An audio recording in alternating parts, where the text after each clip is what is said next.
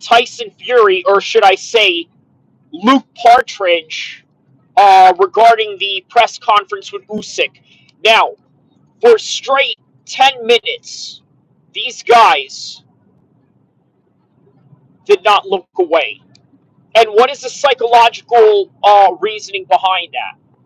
Well, maybe perhaps Tyson Fury wanted to show Usyk that he was also stoic.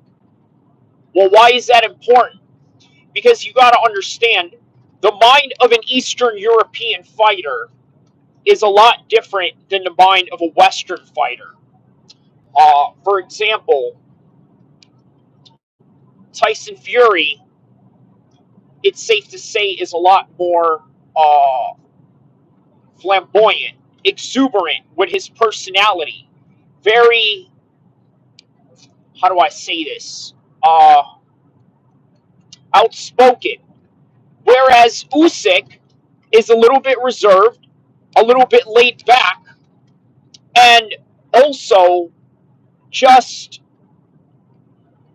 a lot more stoic than Tyson Fury.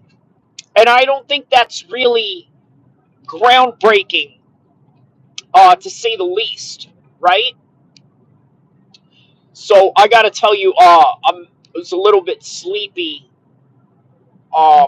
working on some different content, but here I am, doing this live after reacting to the press conference that I just saw. I literally saw the press conference, took screenshots on my phone as I was watching it, and I was like, you know what? This right here is the perfect thumbnail for this live stream. And here we are. The thumbnail, the live stream, it was perfect. And it was also symbolic of how this fight is going to play out in the next 48 hours, which is going to be very methodical. It's going to sort of involve a lot of chess movements, being very careful of every move that they make, using pawns such as their jabs to sort of set up the gameplay and then work from there. So if you guys have played chess and know what the significance of a pawn is, you know what I'm talking about. But on any regard, Luke Partridge is the real name of Tyson Fury. Now, is there some truth to that? Well, we don't know. The reality is that Tyson Fury sounds like a very attractive name. I got to be honest with you. Oh, let me show you where I'm at right now, real quick. So if you guys can hear me, I'll just talk while I give you guys a little bit of a view of where I'm driving. Okay, and you can comment on the section below. Let me know what you guys think. This is in Yolo County, just right outside of Sacramento. But on any regard, Luke Partridge, does that sound a lot more like a marketable name? More than Tyson Fury? I don't think so. So if your real name is actually Luke Partridge, then you got to think to yourself, right? I think that it will be a lot more attractive if my name was Tyson Fury. Plus, I could attract an American audience who, by the way, has a serious fetish for Irish culture, in particular, a lot of people in the Boston area, right? Obviously, the Boston Celtics, so on and so forth. Notre Dame College, all of that. The Fighting Irish. There's a romanticization of Irish folklore among Americans. Okay? There we go. We're back at it again. As I was saying, Luke Partridge is not really an attractive name. It's really not. Uh, but Tyson Fury is a little bit more marketable. Also, did you guys know that the last name Fury comes from a comic book in Marvel Comics, which is Nick Fury? By the way, played by none other than Samuel L. Jackson. So this is who, I'm not saying that this is who Tyson Fury named himself after, but Fury damn sure sounds like a really marketable name compared to Luke Partridge. So that's part of the story that we're going to talk about here. Also, Khabib. Khabib is the other side of this.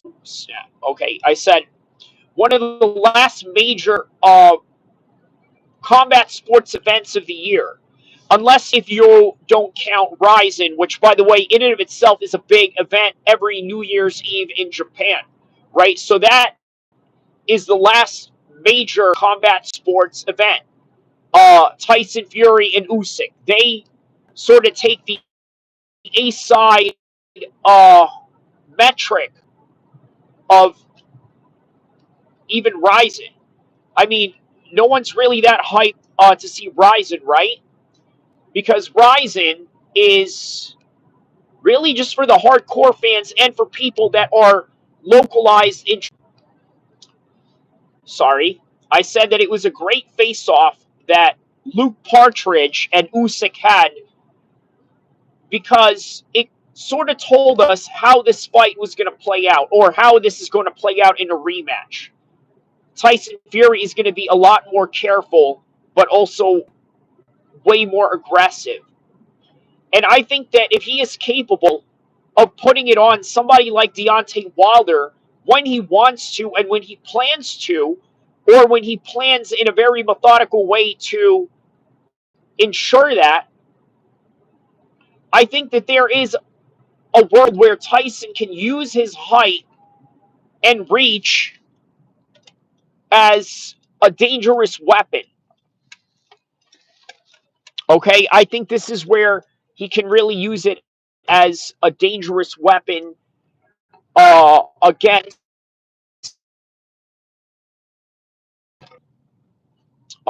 Usyk.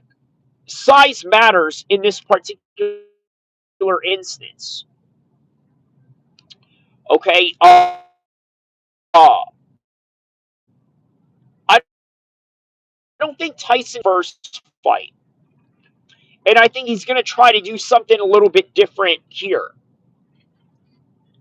But what is that difference? Height, yes. The reach, maybe he's going to use a lot more range, a lot more distance. But what about close range? What is he going to do in close range, Tyson Fury? It's simple. In close range, with small uppercuts, shots to the body, and also shots to the head, while also bullying Usyk by pushing him. He's going to impose his will, and sometimes that doesn't necessarily involve just punches.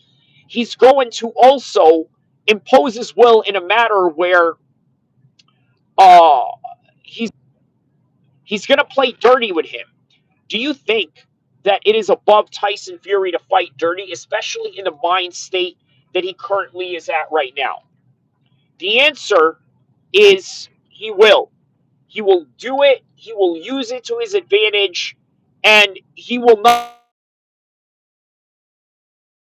only use it to his advantage, he will also plant his foot and try to bang with Usyk. Yes, let me emphasize that. This is a point to a lot of analysts per se, right? But I will say this. Let me show you guys where I'm at right now. Here we are in the 10-minute mark of this live stream. I'm already bringing you guys to somewhere interesting.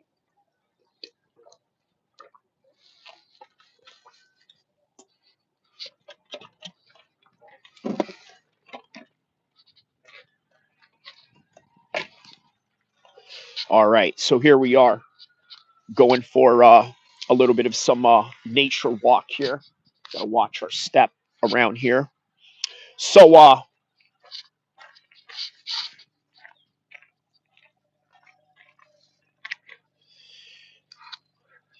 give you a better view right here. So, close range shots, okay? This is something that Tyson Fury has to truly emphasize, are the close range shots. He needs to move in close, hit him with the body, and then uppercuts. Sneak. All right, there we go. We're back again. Okay, so uh, the close range shots are going to be very important for Tyson Fury to engage upon Alexander Usyk. Alexander Usyk, all he's going to do and what he needs to do is fight elusively, which is something that he's always been able to do. Now, is it going to be easy for Alexander Usyk to do this time around? And the answer is no. The reason why, it's going to be a lot more difficult to pull something like that off, the elusive style that he did, and also the power shots that he was able to land, is because Tyson Fury right now is a lot bigger. And by the way, that also translates to having a better chin, a better impact of sustaining the blow. Also, on top of being a lot more aware this time by being able to use maybe his speed or whatever is left of the speed in Tyson Fury. So, whatever speed is left of Tyson Fury, he has to use it.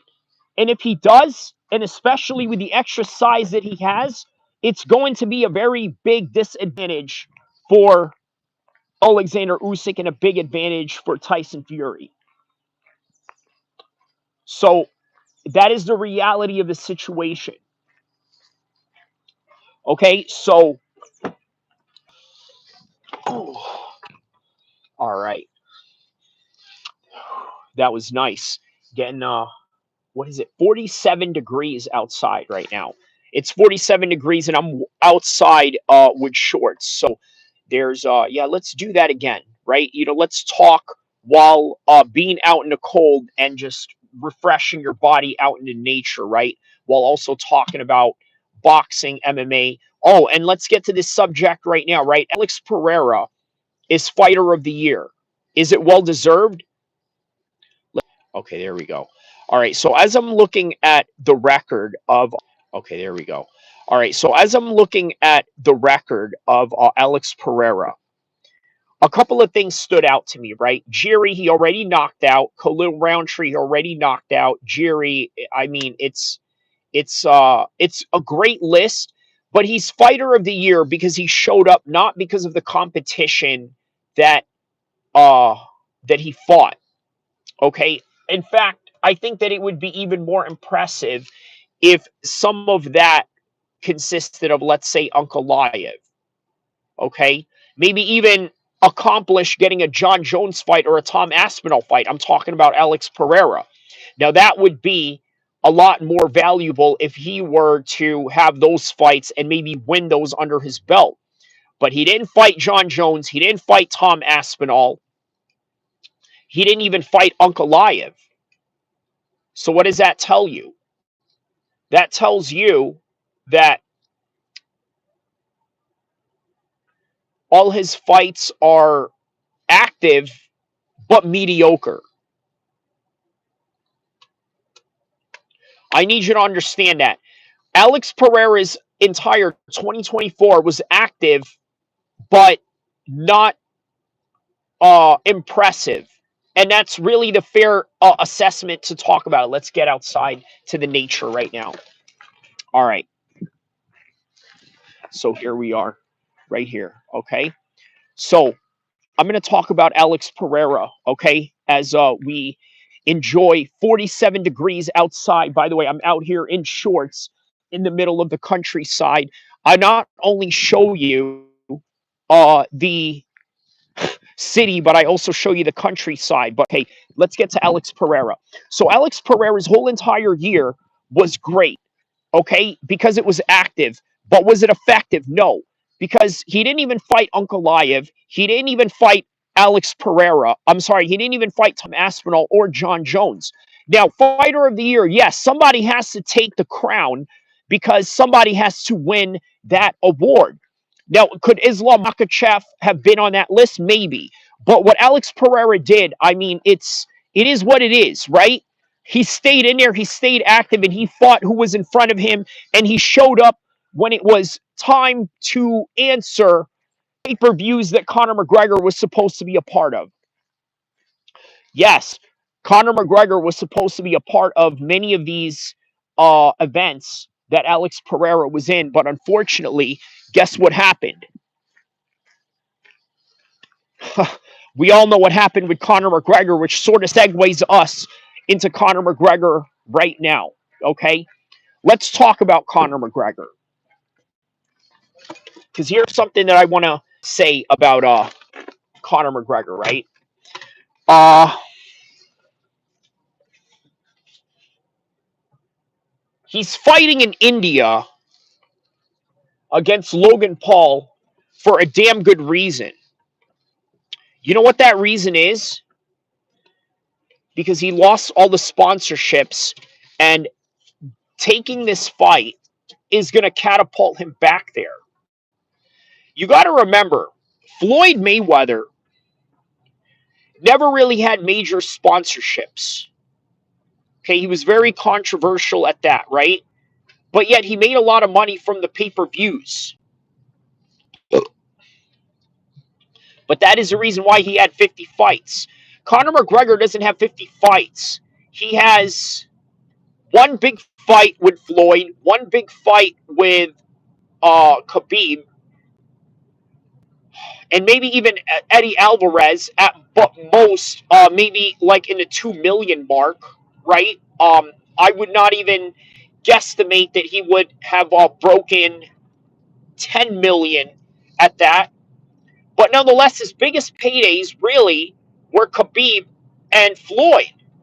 And that's not sustainable. But let me tell you what was.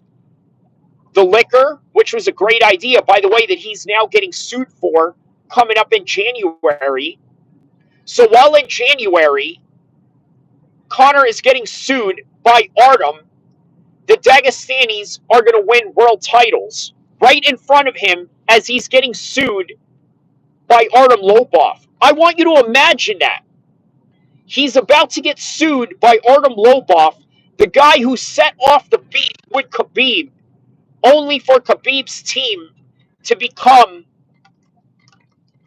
a multiple-time world champion Jim and a multiple-time world champion in the same major pay-per-view card, which is in 311 UFC Los Angeles. Can you imagine that? The humiliation of Conor McGregor. I mean, it is real. The humiliation of Conor is real, my man. And it is unfortunate. It is very unfortunate. But is it well deserved? That's for you to decide. Because we're not Allah. We're not God. Okay? Only God can judge any of us. But I got to tell you, there is such thing as a karma. There is such thing as a reality to to consequences to your actions, and it's happening before our very eyes. You know, I read a hadith a long time ago that mentioned, and I'm paraphrasing it, right? And I don't know what source it came from, but something to the extent where if you uh, if you talk down to a believer, at some point that believer is going to humiliate you in front of the world and take what is yours or something to that extent, right? I sort of see all of that happening with Conor right now as the Dagestani team is about to be a multiple-time world champion Jim in UFC 311. And again, it hasn't happened yet. For all we know, Marab could be a lot better than Omar, and he may just beat Omar, but I don't know, man. Omar is looking really good, and I wouldn't be surprised if Omar could even finish him. But who knows? Who knows? So just remember that. Everything is coming full circle. Artem is getting sued. I'm sorry, Artem is suing Conor, and that's the same guy that started the beef with Khabib. And on that same month, Khabib is going to be Coach of the Year while Islam defends his title and Omar wins a championship. What a trip, man. What an absolute trip.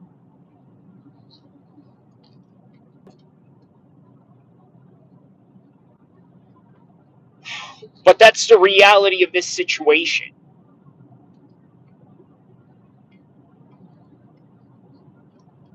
Look at this.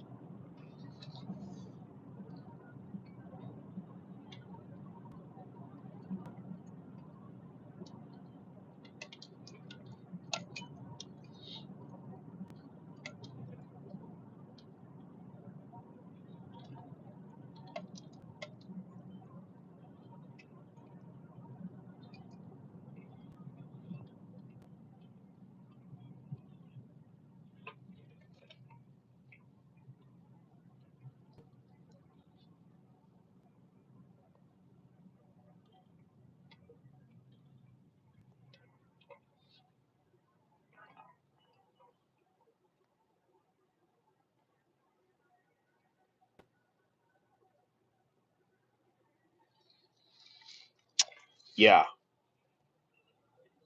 So a little live stream exclusive right there. So let me show you again right here.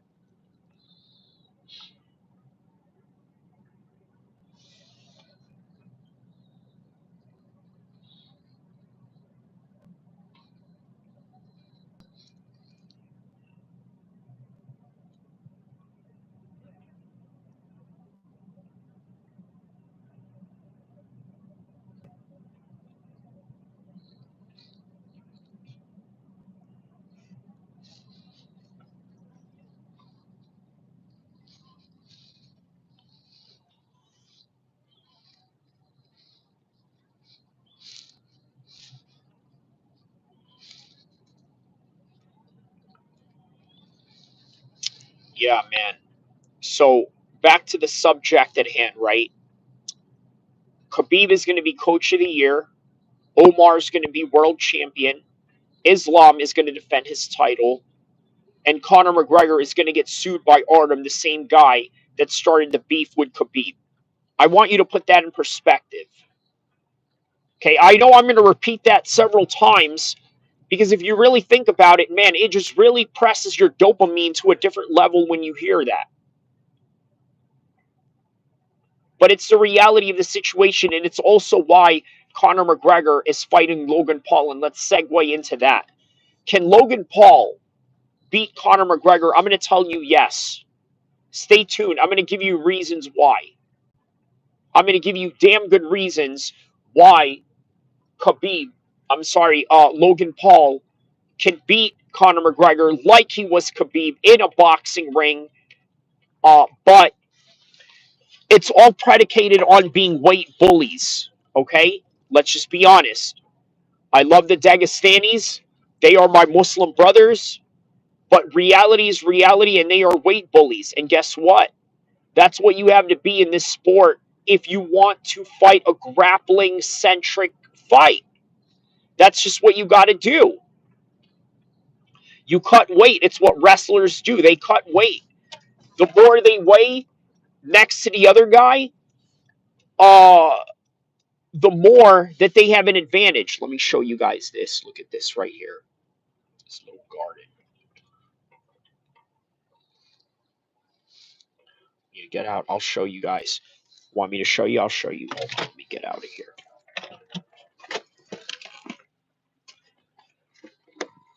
All right. Check this out right here. See, maybe we can, enter real quick. Let me show you.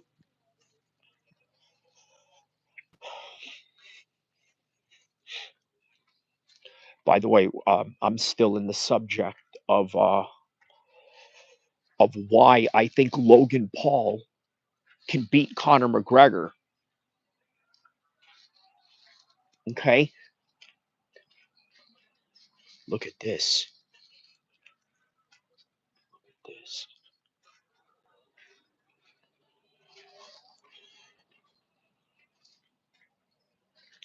This is why you guys tune in to my stream. When I said that this is the most epic mixed martial arts channel in the history of mankind, I wasn't kidding because guess what? I go anywhere, I do a little bit of everything, and then I talk MMA, I talk boxing, I do it all. I share a little bit of everything, and you know what? I figured I'd come here and give you guys a little bit of some taste of this. Look at this right here. Yeah. All right. So why Logan Paul can beat Conor McGregor? It's really that simple, right? He's taller. He has the range. He has the speed. He has the athleticism. A lot of people don't really give Logan a lot of credit for being athletic because he's an influencer. Now, here's something I really want to emphasize and give a little bit of a monologue about the Paul brothers, right? These guys grew up as combat athletes under uh, the conventional American school system of, let's say, wrestling in middle school, in high school, and then all the way to college and things of that nature, right? Logan was part of that whole entire program. So as a result, it allowed him to become a formidable athlete, but he found a lane along with his brother into the fake world of media content creation. And I'm talking about like fake media content creation in a way where you gotta, do all these weird acts and all these pranks and this and that. I'm not talking about doing stuff like this where you're talking about MMA or you're talking about life experiences and things of that nature. No, we're talking about gross content to the fullest to get attention, and it's a fake world. And then they went into LA, moved there, and became megastars. And as a result of becoming these megastars, they delved into a fake world and became a shell of themselves. And then fast forward to 2017, what happens to Logan Paul? He gets canceled because he had to push the limit in being out in a forest. By the way, similar to this, but there's no unalive people here to any degree. But as a result of that, he got into a situation where he got canceled, and now he had to find himself in a boxing ring along with him and his brother. And as a result of that, guess what they found? The true nature of reality and the true nature of discipline.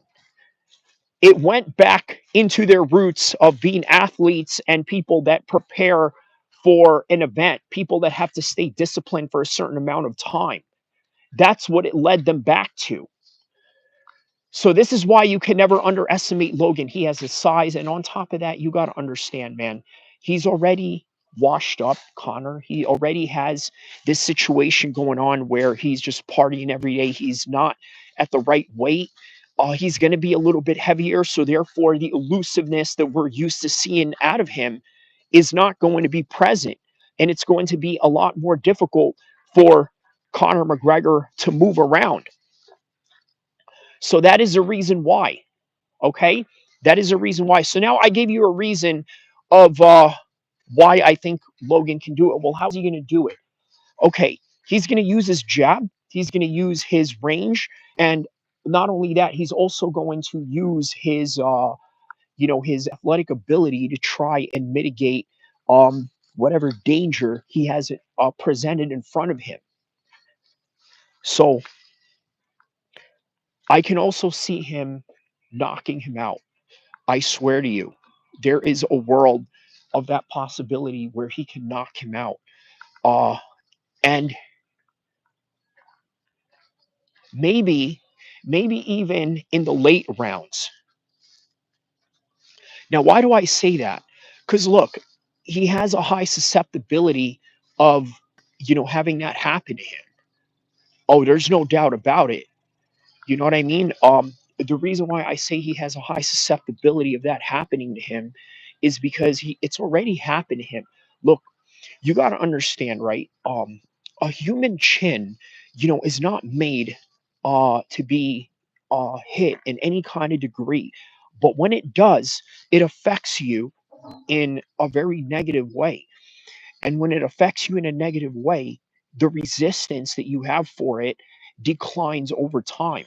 And as it declines over time, you see cases like Chuck Liddell. He's constantly uh, susceptible to getting knocked out in the latter stages of his career. Okay, a lot of people don't take this into consideration. So now we have to revisit this idea of why is he doing this, right? Is it a money grab? Well, of course it is. Because you know what? What's going on with Conor right now is really the contrasting opposite of what his whole entire ethos was when he was clear minded and hungry in his UFC early stages of 2013 and 14. And what is exactly that he said? Look at this. Looks like some little kumbaya, little thing going on here. Okay, so what exactly is it that Conor McGregor said in 2014? He said, I'm going to come in this game, I'm going to get in, and I'm going to get out. Now, did he do that? The problem is that he did not. He did not do that. He did that. He had a chance to do that when he won the double title against Eddie Alvarez, when he got the Khabib fight. I'm sorry, when he got the Floyd fight. And then afterwards, he had to get in the Khabib fight. It was a hard challenge, nonetheless. Floyd and Khabib are the hardest challenges that you can ever face. But either way, oh, look at this. But either way, he could have left during the Donald Cerrone fight and called it a day. He could have called it a day right then and there. He would have won. He went out with a win against Donald Cerrone. He never had to worry about fighting again. Then in comes Dustin Poirier. He fights Dustin Poirier. He thinks that he has it. Obviously not. And as a result, guess what happens? He gets knocked out, gets all of these cases against him, and now he has to come back and fight again. Right? He was not able to live up to his mission statement that he wanted to do.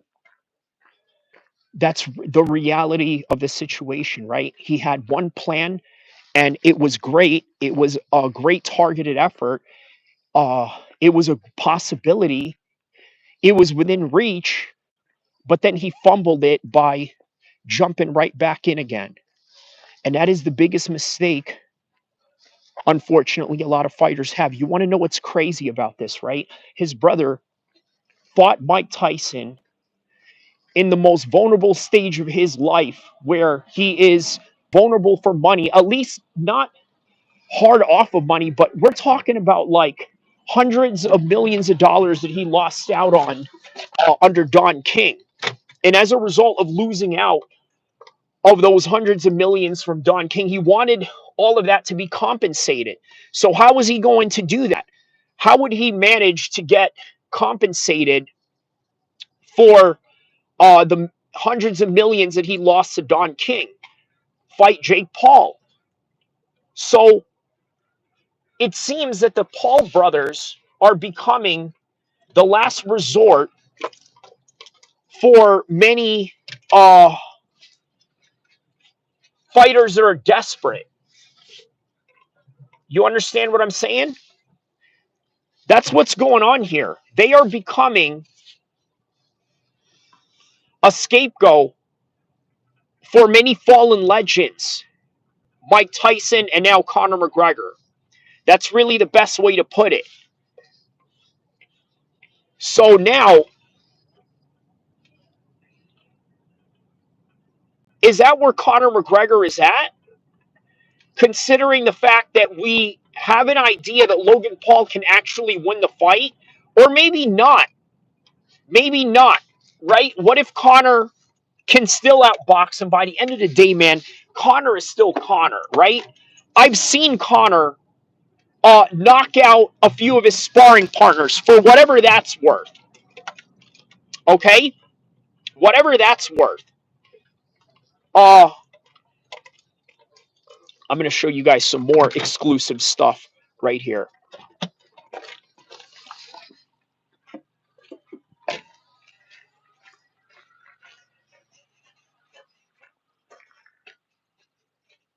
Look at this. Where all the boats are at right here. See? Right here. The Sacramento American River. Right here. See?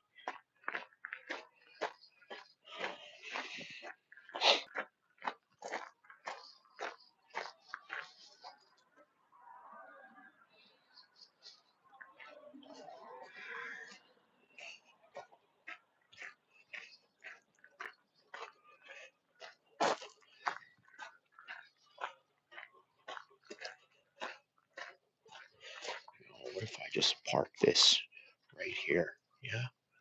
There we go. How about that? How about that? How about if I just leave that up right there and then just talk the whole entire time? Hmm? Maybe I could do that.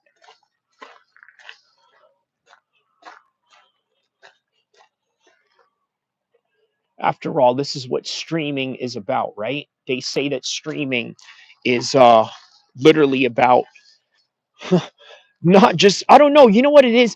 I sometimes feel like while I'm streaming, I have to just talk straight out, right? Just, make my point or just make a long monologue or this and that. Obviously, that's what videos are for. That's why I have videos. That's why I do them. That's why we all do them. But then live streams are live streams. You look at other live streamers like Kai Sanat, he doesn't just sit there and talk every second, right? Or has some kind of grandiose point for every time, right? I guess that's why they call it streaming, right? Because you stream. So, ooh, right.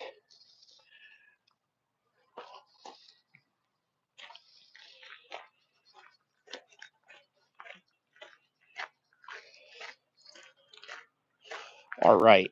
So, what subject were we on? We were talking about basically the downfall of Conor McGregor. Let's see if we can. Ooh,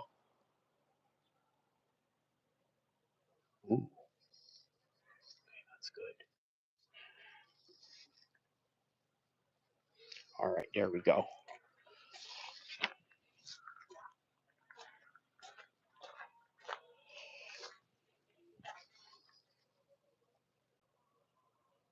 All right. So,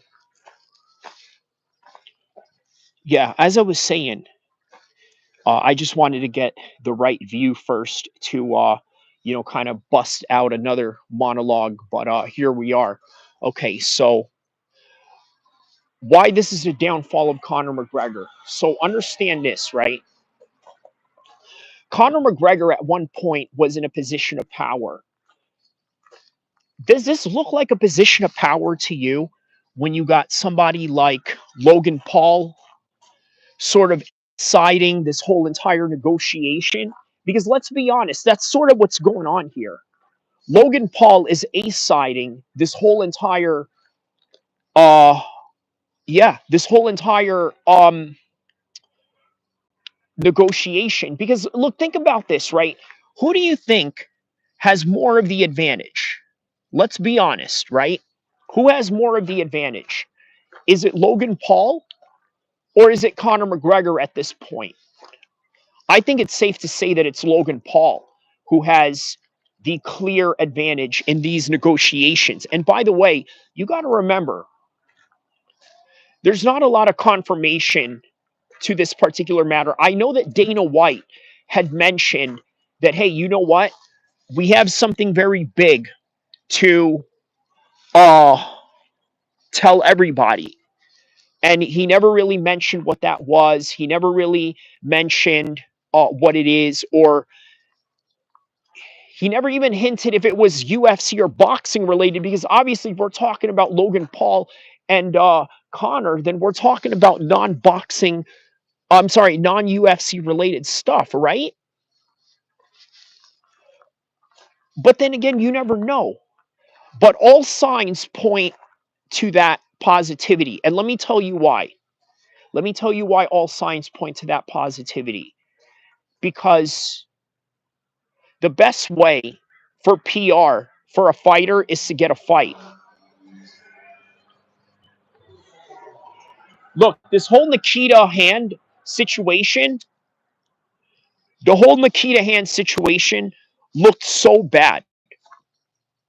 You understand? Like this whole entire thing looked so bad for the UFC and for Conor. And because of that, they have to compensate for a fight. There's no way around it. They have to fight. If they don't fight, unfortunately, all of this is going to continue to linger. All the bad press, all the negativity, all of these uh, accusations, and then there's going to be more accusations to come, and it just never stops from here. So, how do they stop the bleeding? Well, they get a fight, and once they get that fight,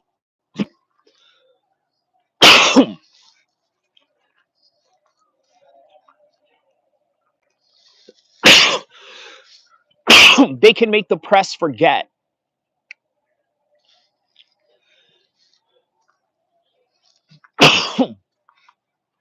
The media is going to forget about Nikita Hand and the lawsuit and everything in between. All of that is going to be forgotten.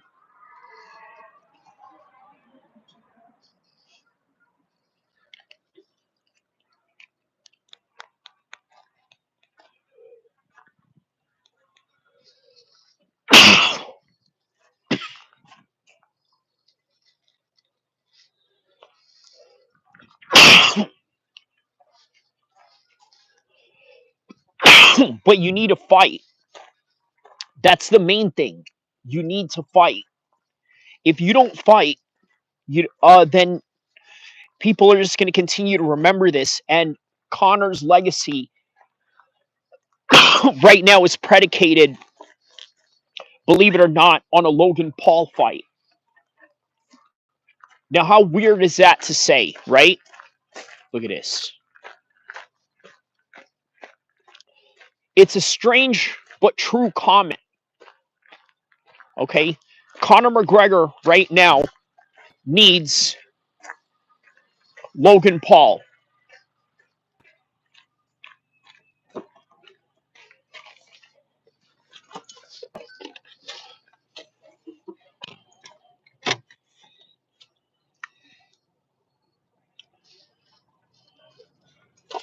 All right, let's go for more.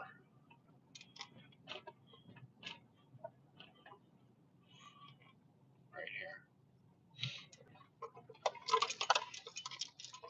I told you guys, I'm offering you the most epic mixed martial arts channel ever. I'm going to show you little boat community right here in the Sacramento area.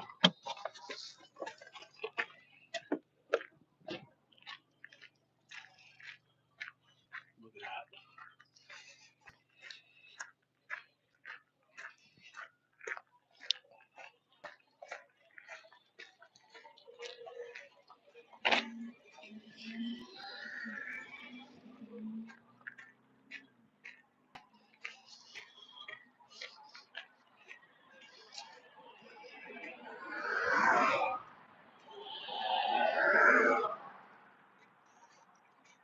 What do you guys think? Beautiful, isn't it?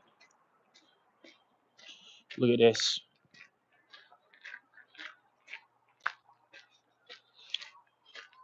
So wine and cheese toast right here. See? I'm going to check right here.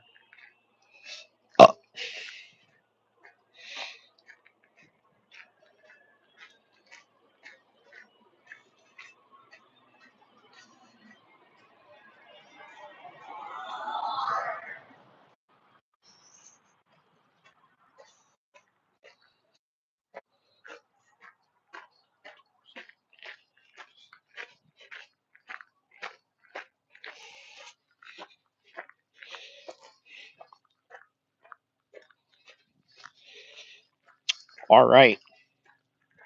So, yeah, next monologue.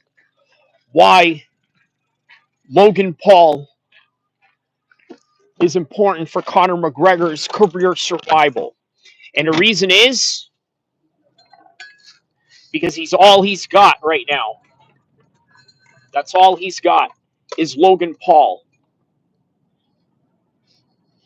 And it's crazy to say, but it's the truth. And the truth should never be a disrespect, should it? But it is. It is disrespectful, especially to a man that had all the leverage in the world up until now. Conor McGregor blew the bag big time. He blew the bag big time. And guys, there are weight classes for a reason. Logan Paul is going to smash up Conor McGregor. He really is. When he smashes him up, a lot of us are going to be in regret of ever supporting Conor McGregor. It's going to look that bad. You got to remember, this is not mixed martial arts, the fight between Logan and Conor. That's important to understand. Because if you don't understand that, then you're not going to understand why Conor can't use all of his weapons that really make him dangerous. For example, the kicks. He can't use those. He's probably better than Logan at taking down well, I don't know about that. I mean, Logan did wrestle, because I did go in that monologue earlier about how the Paul brothers come from this particular uh, set of discipline and whatnot, right? But either way, Conor is limited in his weapons. And as a result, the range of Paul and his size are going to be a lot more effective in a boxing match, in this particular boxing match that's about to happen. So I really think that Logan Paul may have a chance to win, and do it in a devastating fashion, to where, once again, I'm going to say this in a cold stare, right? We're all going to regret ever supporting Conor McGregor, because the knockout is going to look so bad that it's going to hit us in a way where, wow, he deserved this karma. And it's very hard to say that about a lot of fighters. But with Conor McGregor, unfortunately, it's sort of set like that.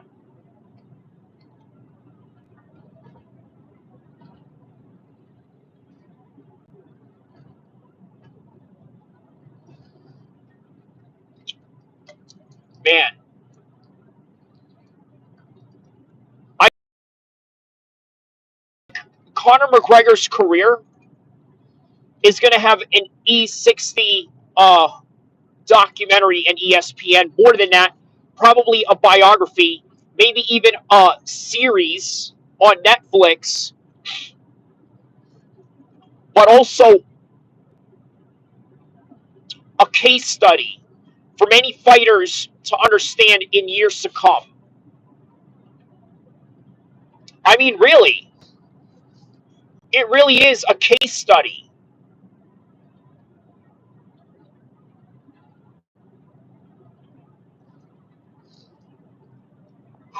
But at the same time, a sad reality in what could have been. Conor, I'm telling you, he could have gone out as one of the greats. But when should he have done it? I think he should have done it in the Eddie Alvarez fight. And in the Floyd fight, that was it. But again, he made even more in the Khabib fight. So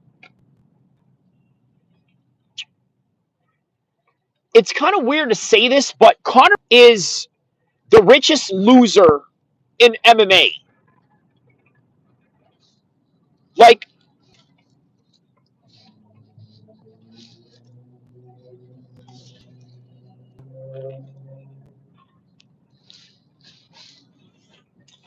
now, how crazy is that?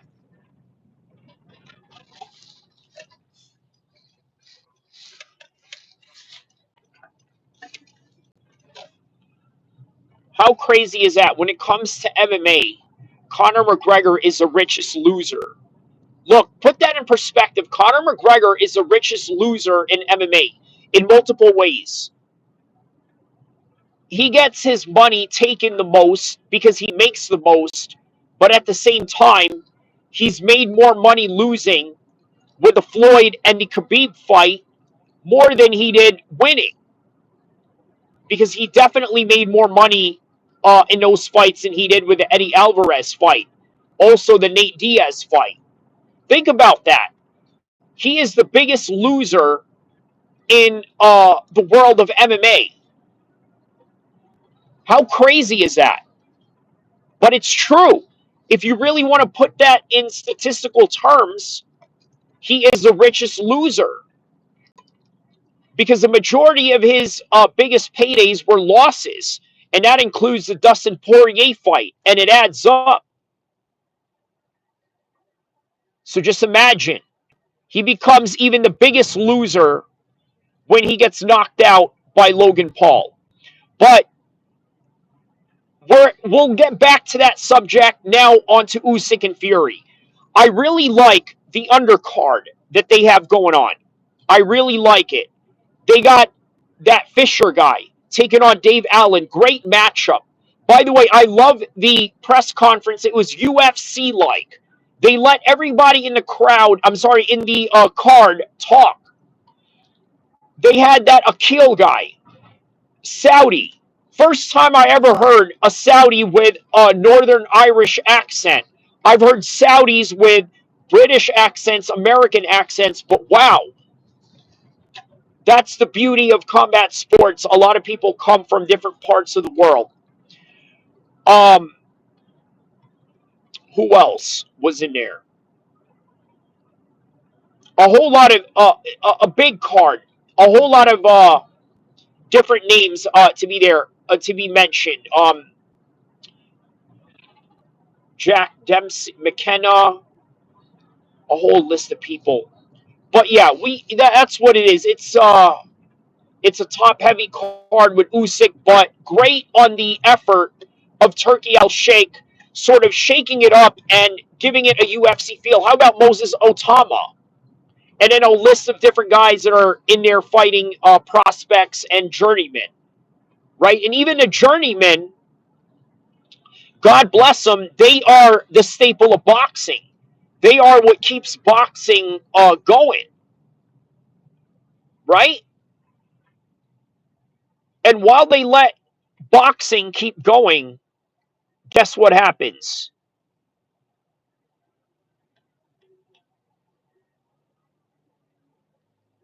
All these names in the undercard we end up starting to know, and it builds a future for names like Moses Otama, El-Kheer, who else?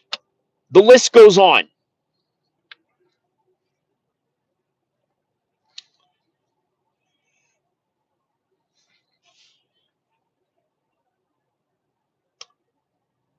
I got to be honest with you, man. Uh, I'm glad I don't gamble. I'm going to be honest. I'm glad I don't gamble. You want to know why? Check this out. MMA is the hardest sport to gamble, just like NFL, maybe even Premier League soccer at times, depending on the level of competition that they play. But NFL and UFC all the time, you're facing top level competition. When you're in the NFL every week, it's all the time top level competition. When you're in the UFC every week or every Saturday, top level competition. Up and down, top level competition. So you never know who's going to win. So it makes it very dangerous to bet. With boxing, I swear to you, a lot of people have made a living just gambling boxing fights with a lot of fights that are easy to predict. I swear to you. Well, now it's a little different. We live in a world where Turkey El-Sheikh is willing to buy people's undefeated padded records. Oh, you're undefeated? Good. He's undefeated. Let's get you and him to fight. And they did that early on, maybe to the ill advisement of the team of Amo Williams. Think about that. Because look how it worked out for Hamza Shiraz, but look how it was horrible for Amo Williams. Put that in perspective. Okay?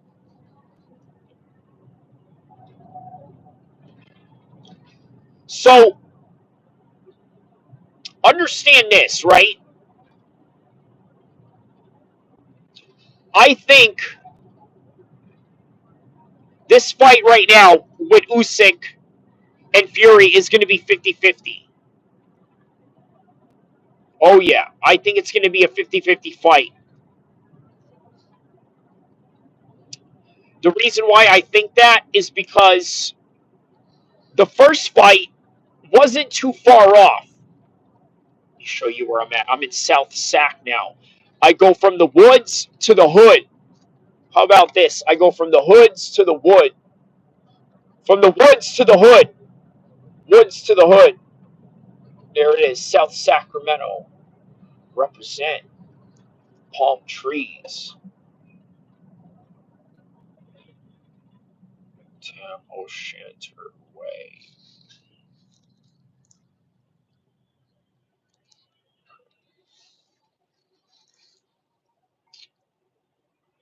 Yeah, this fight is going to be different. Look, I have a video reacting to the post what was it? Post workout? Yeah, post open workout. I mentioned how this is going to be a different fight. I wanted to wait after the no, the grand arrival. I'm sorry, the grand arrival. They did the post workout or yeah, one of those videos. I did want a post reaction to one of those videos, and I mentioned that what you got to do. Wait, hold on. What was I talking about here?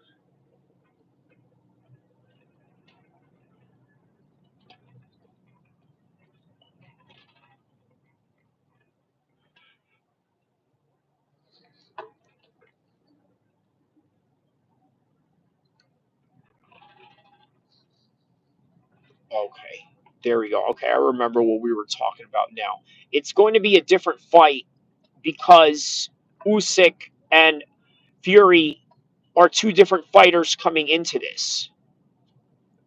Okay, meaning that Tyson Fury learned his lesson, not letting his guard down, being a lot more elusive, but now putting on size. So I don't know where the elusive part is going to come into play. I think at some point it will. Maybe it won't. Maybe he's just going to fight him close range style. Because guess what, man? You know what the Kronk Gym is quite good at is that close range attacks. Right? Will that be effective for Usyk? I think so. One thing you can't let Usyk do is get in a certain rhythm. You can't let him do it. If you allow him to get to a certain rhythm, man, unfortunately, I think he's going to get the best of you. He will. he will get the best of you. I honestly believe that. So you can't let him get in rhythm at all. You can't let him do it. The minute he does it, it's going to be his fight and it's going to be within his rhythm. Tyson Fury has to absolutely disrupt that rhythm. And if he does it, then he's just going to win by points because Alexander Usyk, all he knows how to do is win by points as an amateur fighter. This guy had over 300 amateur fights. He knows how to fight in that kind of way. He knows how to box. He knows how to box. I want to show you guys this right here. Look at this. Look at this right here. Look at this. See?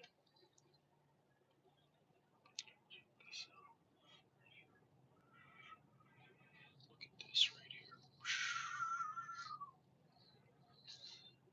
All right.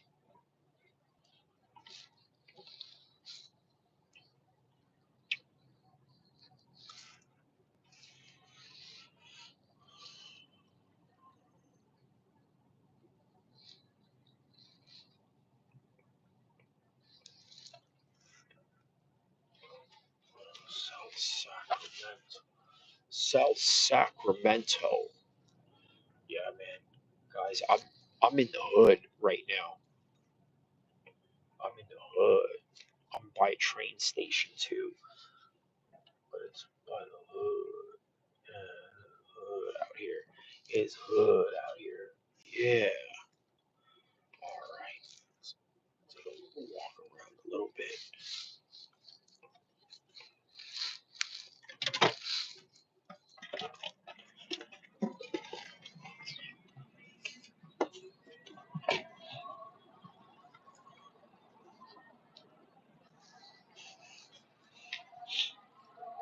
Yeah, here we go, man.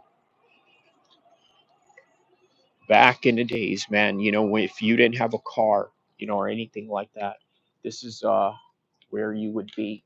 You would just take the train, take the bus, this and that. That's it. You know what I'm saying? Right here, this is a hood out here, you know, out in South Sacramento. See, the bus would come in right here, and then it would take you to a train just all over Sacramento and whatnot. You know what I mean? That's what it is. That's what it is, folks. See, let's take a look at the train right here.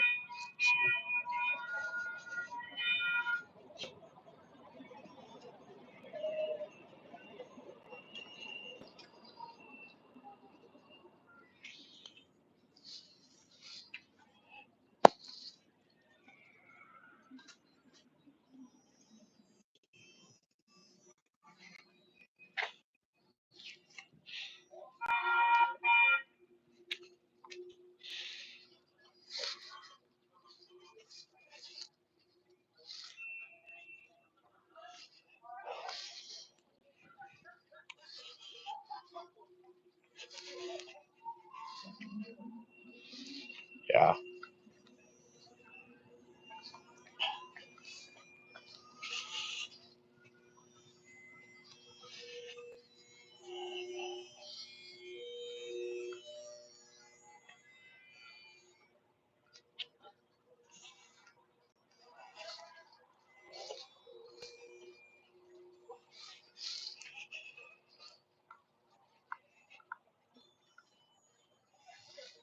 it's the hood out here. See,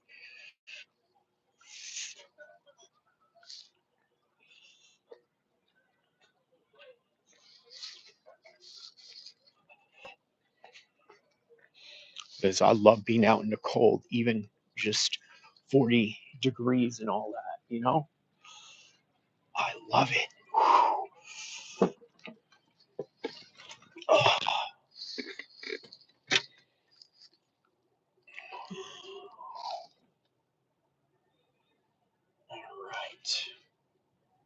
Well, so what else? So we talked about Usyk and Fury. Oh, so the face-off, right? Now, they had a 10-minute little face-off going on. Like, they're trying to show each other, like, hey, I'm not going to budge. I'm going to be honest with you. I don't know what you're going to take out of that. Like, okay, because I decide to stare at you longer, that it's going to somehow predicate the reality of the fight. My answer to that is I'm going to disagree.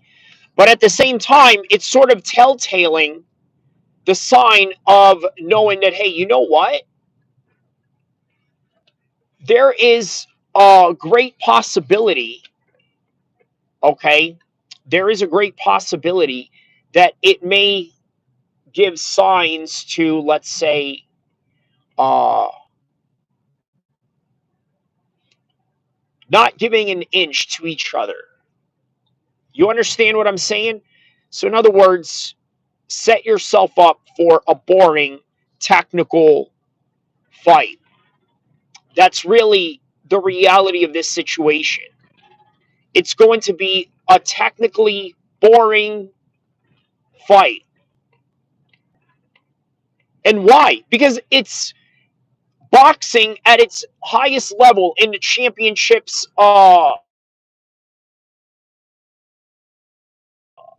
stages of both of their careers. So why would you expect anything less? I just can't. I can't expect anything less. This is what you have to expect out of them.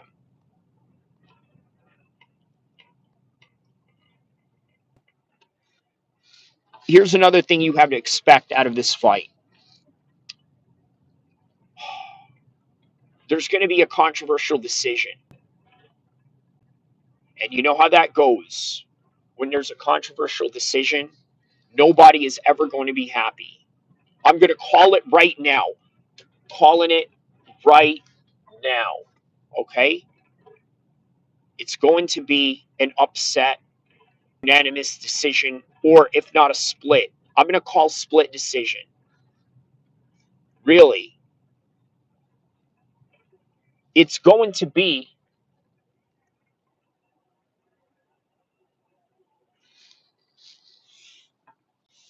a split decision. Do you see a scenario where it's not a split decision? Let's be honest. Okay? The only way this is going is everybody disagreeing with the decision. And look, it can go either way. I'm not saying just for Fury or for Usyk. It can go either way. It can go either way. Uh, I would not be surprised if it goes to Fury. I mean, really, if you think about it, he's got to have his turn somehow. Because if you're the Saudis, I'm not accusing anyone of anything, right? But think about the big money play here, right? After this weekend, that's it. It's over between Usyk and Fury. No, I'm talking about because my official prediction, I said it already on the video that I made. It's Usyk. I'm going with Usyk. Zayn Musa Boxing Dosage, my homie in London, shout outs to him. He also predicted Usyk. And why? He said something to the effect that, hey, you know what? Usyk lives the lifestyle, and Fury simply doesn't. And I agree with him. I agree with him. He doesn't live that life. No way. Are you serious? Usyk does. He lives it all day, every day. Doesn't skip a beat. Tyson Fury, unfortunately, he lives like most Western fighters, which is this. Hey, you know what? We're going to get ready for 12 weeks, work really hard, stay off alcohol, but then when we're done fighting, we're going to drink alcohol and then look, I guess Usyk does too. He drinks alcohol, but man, you got to look at the standards of the Muslim fighters, bro. Usyk doesn't do any of that. I'm sorry, Khabib doesn't do any of that. Usyk drinks, uh, yeah, but he stays disciplined for the most part. Eastern European is Eastern European by the end of the day, Muslim or not. That's the reality of the situation. However, uh, here's a couple of things you got to understand, right?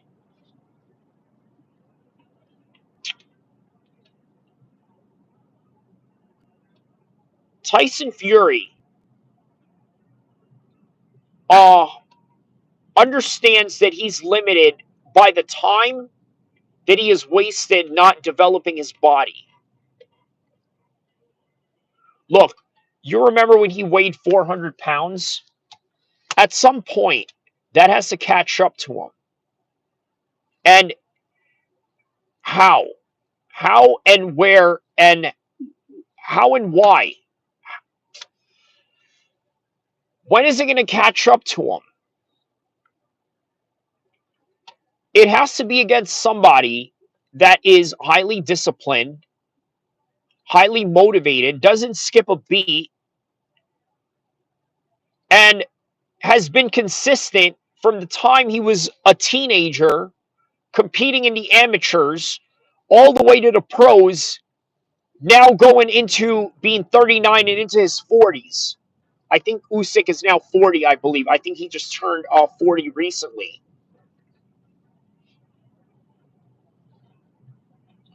But either way, here's something you got to understand, right? Consistency beats talent.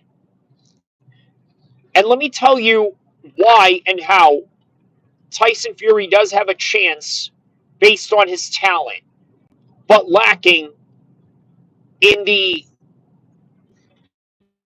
department of consistency, which Alexander Usyk is going to defeat him in.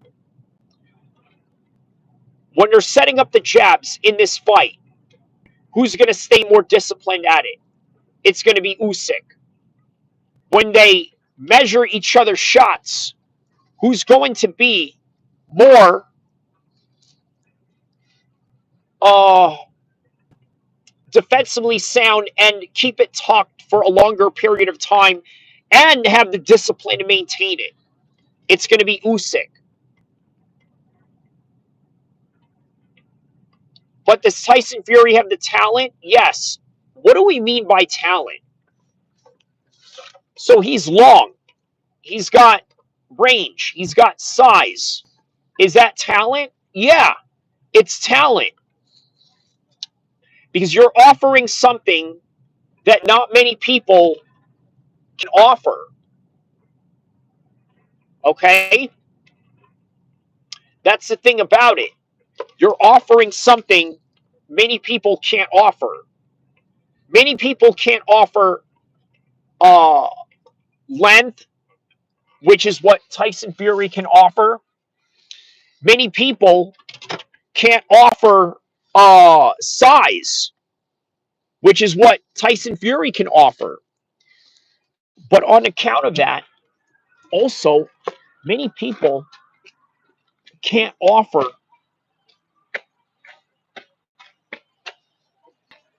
Here we are.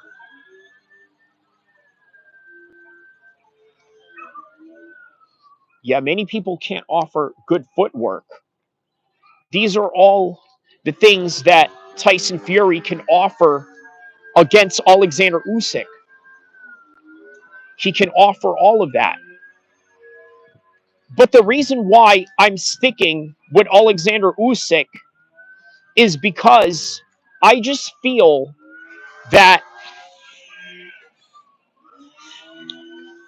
feel that he's going to stay a lot more consistent.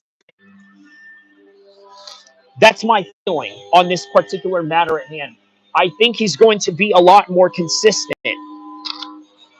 And the reason why I think he's going to be more consistent is because he's just been the more consistent fighter. Let me get out of here real quick.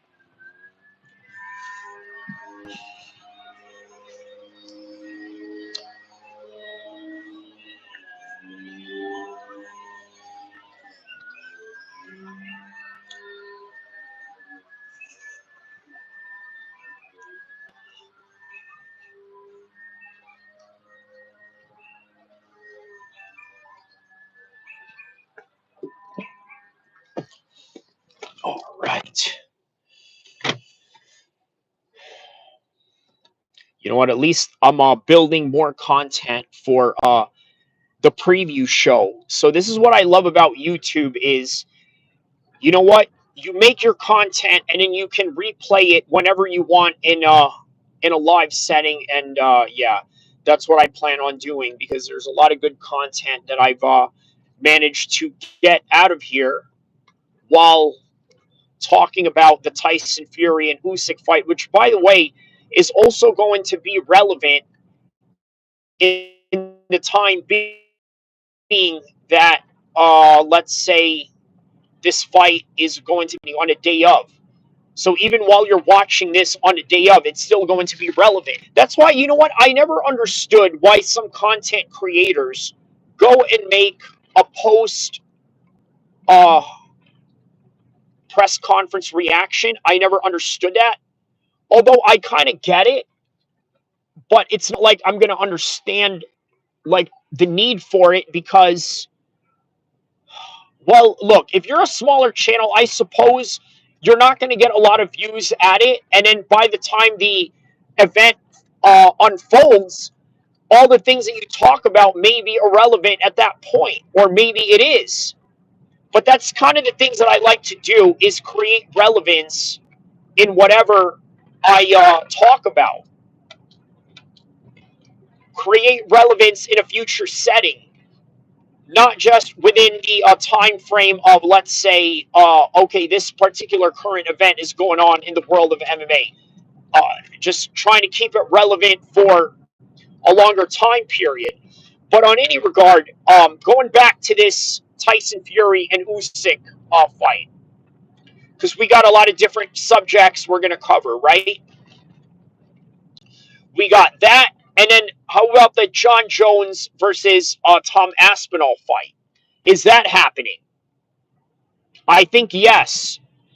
See, many people, including myself, were fooled into this notion that John Jones is a coward. How? A guy like John Jones, it is impossible to be a coward, especially if you know that you can mess up a lot of people.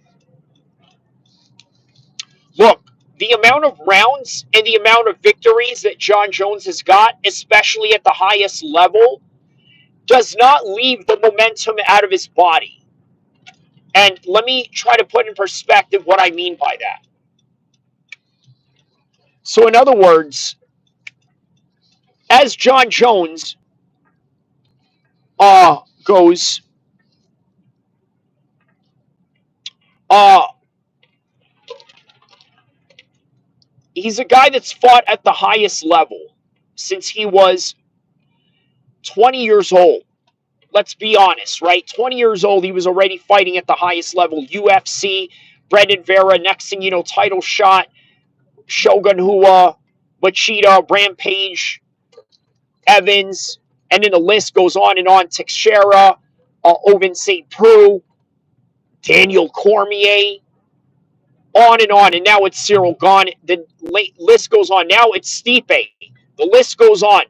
John has that in his memory bank. He knows how to use his weapons effectively, even against somebody like Tom Aspinall, because yes, he's fought somebody like him in the likes of Dominic Reyes and in the likes of Gustafsson.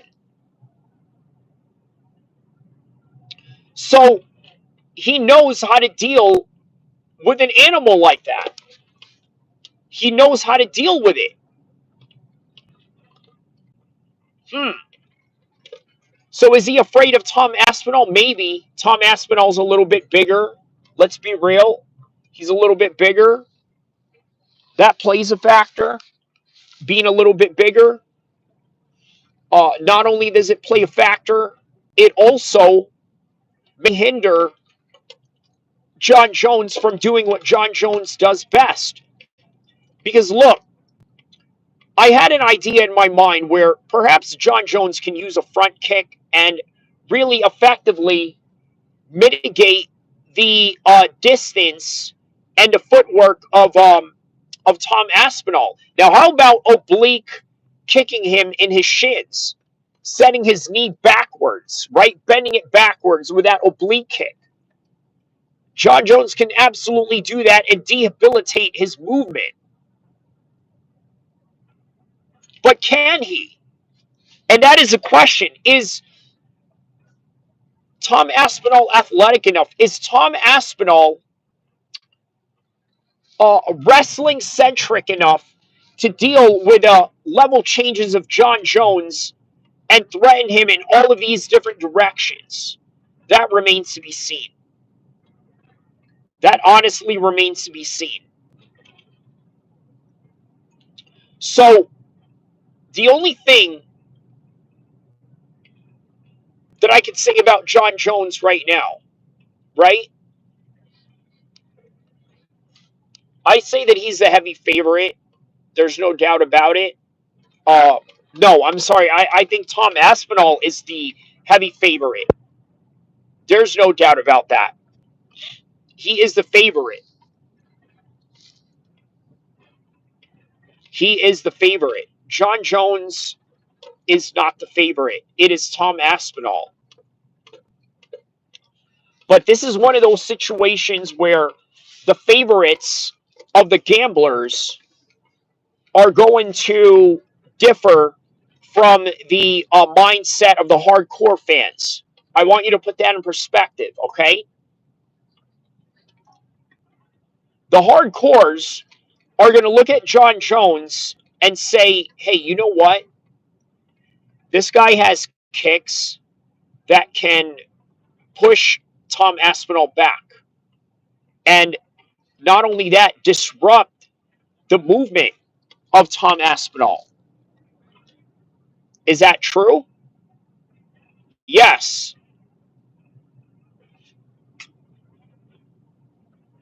Will Tom Aspinall get away from it?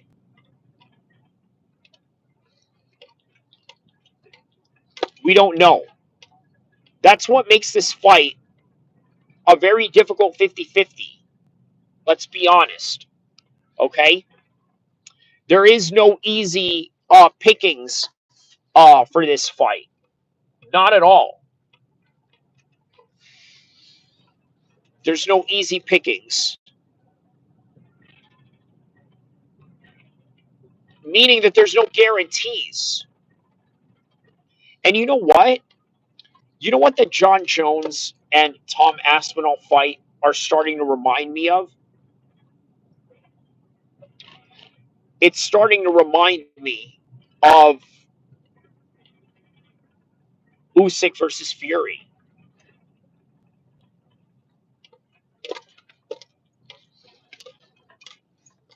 Why do I say that? My honest opinion on the John Jones and Tom Aspinall fight, I think that fight is going to go to a split decision. We talk about all these split decisions we got going on, right? Split decision here, split decision there.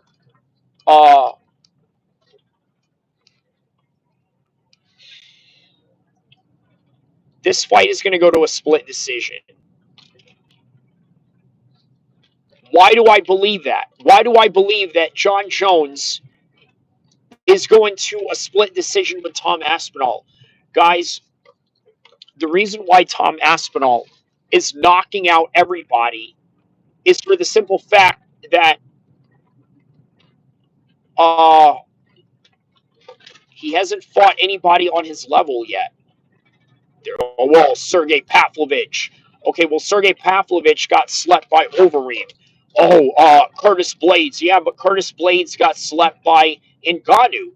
Okay, but Ngannou's not there, but that's the point. We need to have Ngannou there to test what level this guy is at. That's the natural order of competitive architecture, right? But unfortunately, it's not happening. So we don't know the level of Tom Aspinall, but we know the level of John Jones. And because we know the level of John Jones, we know that he's capable of going 5 rounds. But we also know that Tom Aspinall has never been taken to the distance. And that is because nobody is at his level. Maybe John is at his level. That is why I am going with split decision by John Jones. And they're going to have a rematch just like Usyk and Fury. And that is the reason why I compare Usyk and Fury as Tom Aspinall and John Jones. And weirdly enough, John Jones is the Alexander Usyk of MMA. I'm going to say that right now. He is the Alexander Usyk of MMA. Why am I saying that? Why is he the Alexander Usyk of MMA? Why do I say that? It's quite simple. The guy was a light heavyweight, what you consider a cruiserweight in MMA. And then as a result of that, he goes and uh, he moves up a weight class, becomes the heavyweight undisputed champion,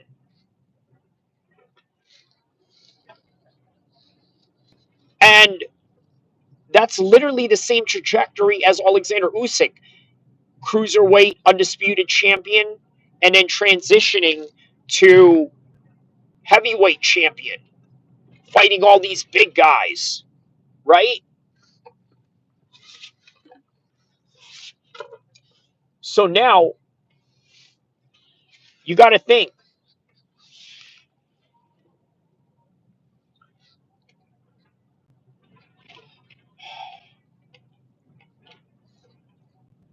Sometimes some guys aren't as heavily tested as you think they are. I think Tom Aspinall is in that trajectory right now. I don't think Tom Aspinall has really been tested. John Jones has been tested. One heavyweight fight, yes, but it's a one heavyweight fight where he dominated him. So that means anybody that has great footwork, John Jones can handle with takedowns. Because guess what? Did you know that Tom Aspinall ducked Cyril Gahn? Now, why would he duck Cyril Gahn? Some people would say that's such a ridiculous notion. Why would he duck him? It's really this simple, my boy. Styles make fights, and that is a bad style for him to deal with. There's no doubt about it. It's a bad style. Leave it alone.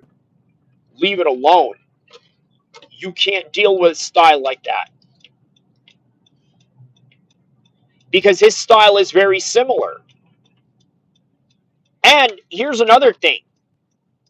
People say, well, Tom Aspinall has better grappling than Cyril Gahn. Okay, he does have better grappling than Cyril Gahn. Oh, what is this? Sorry, I didn't see the chats here. So sorry, I didn't see the chats. Okay, so assalamu alaikum. My brother streaming while driving is illegal. No, it's not. Lost to John Jones, Dominic Reyes. He lost to everybody. Um, Bruno, I love Tom, but he's literally lost to Binman before he got into UFC. Jones as well. Paradox, the chat. That's crazy, Bruno. He also finished Gone in a minute. Yeah. Okay, so So yeah, man. That's all I'm saying, guys. I don't think that he's tested. He hasn't been fully tested yet. I think that's a fair assumption to make, right? Hasn't been tested. We don't really know his capabilities, and as a result,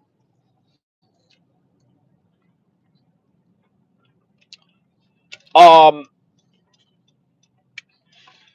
he's going into this John Jones fight in a very insecure manner.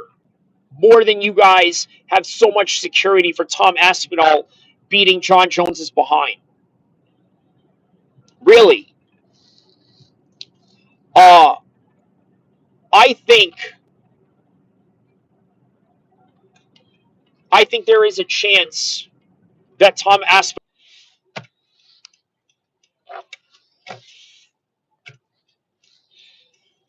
All right. So yeah, no, I was saying don't get it twisted, guys. There is a chance that Tom Aspinall wins this fight.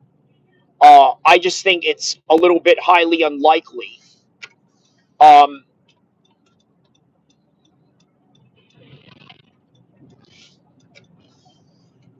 the reason why I say that, look, wrestling, I think plays a big factor into all of this. I really do. That's the biggest thing that I think we really have to try and understand here is the wrestling. Okay, the wrestling here is what is going to win the fight for John Jones. Look, I don't see Tom Aspinall knocking out John Jones. John is too durable. John has a chin, and now that he moved up to heavyweight, now that John has moved up to heavyweight,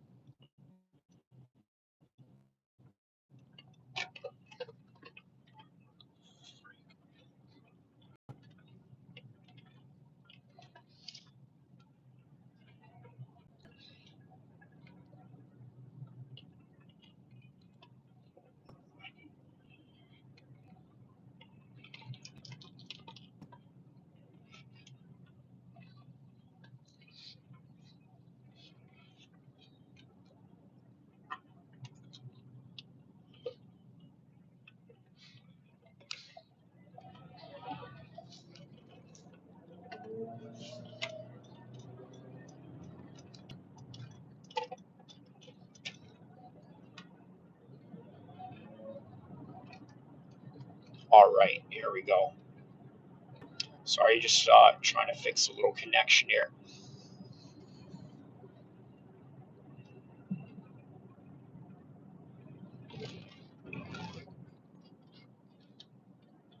That's crazy. Bruno also finished gone in a minute. He said here in the chat. What else? Keep lying and see what happens. All right. So now going back to the topic at hand. I want to finish off with the John Jones and the Tom Aspinall. Right. Overall, I think wrestling is going to win that fight for John Jones. Tom Aspinall doesn't have that wrestling. He has the jiu-jitsu, but he doesn't have the wrestling. And I think that is the difference maker in that fight. Also, let me be also, I think John has the better Muay Thai between two. I think that's fair to say, isn't it? John has a better Muay Thai. He has a better clinch. He's going to attack him in that particular matter. And those are the two options that John has that's really going to win him this fight. The clinch, the knees, and the wrestling. Tom, he's going to defend himself well on the bottom because he has great jiu-jitsu, a great black belt, a guy that his dad had brought up to be a jiu-jitsu ace. But either way, I think John is going to have the advantage in the wrestling.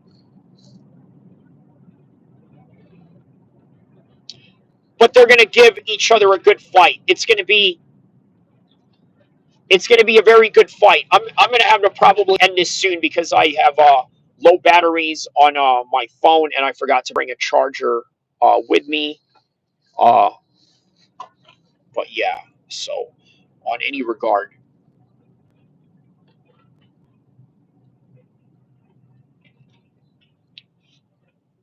let's end this with the Alexander Usyk. We didn't even talk about Alex Pereira, Fighter of the Year. Let's end with that. Now, yeah, we did talk about that actually. No, I'm sorry, we did talk about that. We talked about a little bit of everything. So, what is next for 2025 in the UFC? Well, the one thing remains in UFC's 2025 is Islam and Armin Sarukian in LA. Now, what's awesome about that fight, there's going to be a lot of Armenians in LA, a lot of supporters for Armin. They're all going to turn up. It's going to be great. It's going to be an awesome show. Umar is taking on Marab. A lot of good rivalry, great banter between those two going on right now. And I think it's going to be an even tougher matchup than Islam taking on Armin Sarukian. I think Umar is the one that has a tougher matchup. No, you know what? I think Umar has the easier matchup, and it is uh, Islam Makhachev with a harder fight. Look at what Armin did to Charles Oliveira. Look at what he did with Islam Makhachev, even though he lost by a decision in his UFC debut.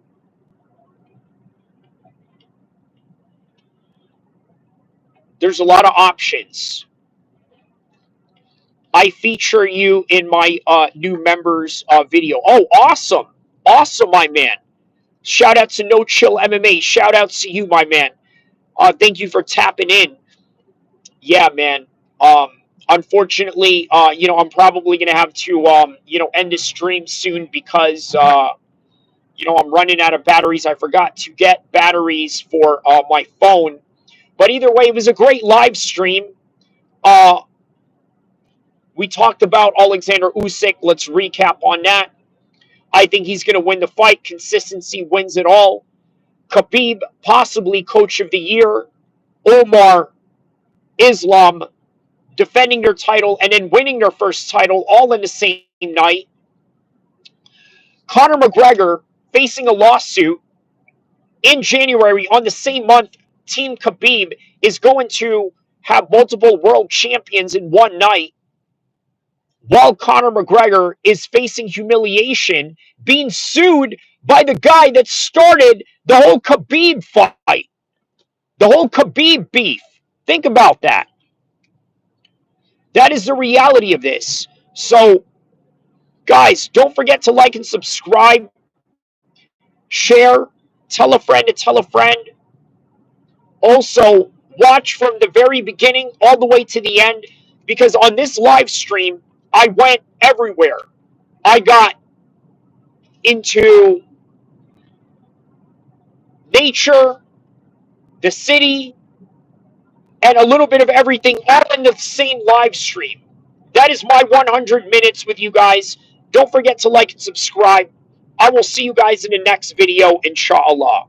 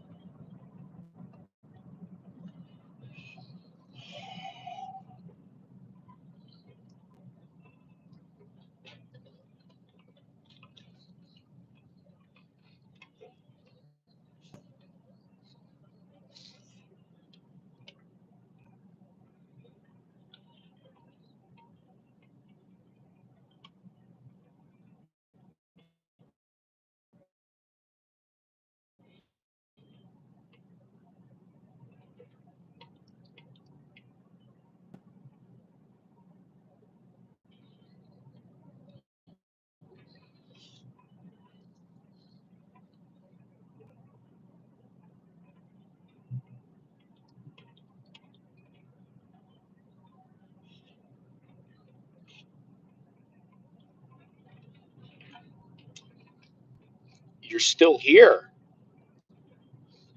Don't forget to like and subscribe. And on to the next live stream ahead.